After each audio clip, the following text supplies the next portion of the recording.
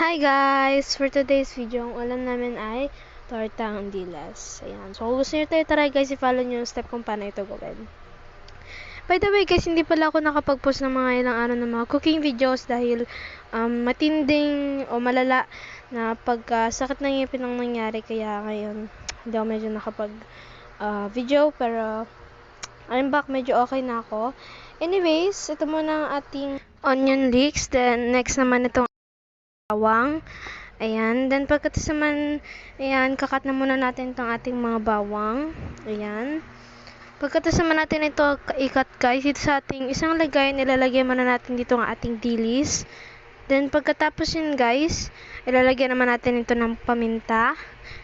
Then, lalagyan naman natin ito ng asin. Ayan. Then, nilalagyan na natin ito ang ating onion leeks. Ayan. Then, pagkatapos naman yun guys, ay maglalagay naman tayo nito ang ating 3 kutsarang flour. Ayan. Then, pagkatapos naman yun guys, maglalagay naman tayo ng ating egg. Then, imimix natin ito. Ayan, mekos. Then, pagkatapos natin i-mix yun guys, magdadagdag pa tayo ng isang itlog. Then, imimix ulit natin ito. Ayan, mix. Pagkatapos naman natin ito i-mix guys, ayan, continue lang ang pag-mix hanggang ito na ang maging itsura niya guys, ayan. Kapag ganyan na ang itsura niya guys, pwede na natin itong prituhin, ayan.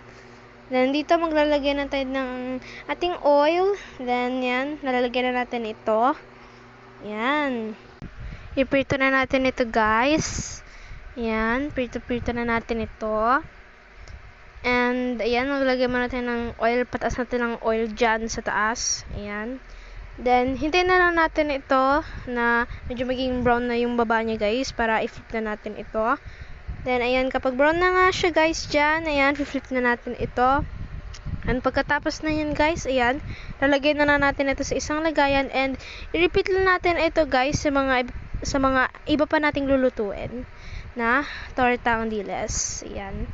Then, pagkatapos yun guys, ito na, luto na ang ating tortang diles. Ayan. So, kung gusto nyo ito i-try guys, i-try nyo na rin ito dahil napakasarap nito. Anyways guys, thank you for watching. Please like and follow me. Please share this video. Thank you for watching guys. See you in the next video. Bye-bye and stay safe. Bye-bye. Eat well y'all.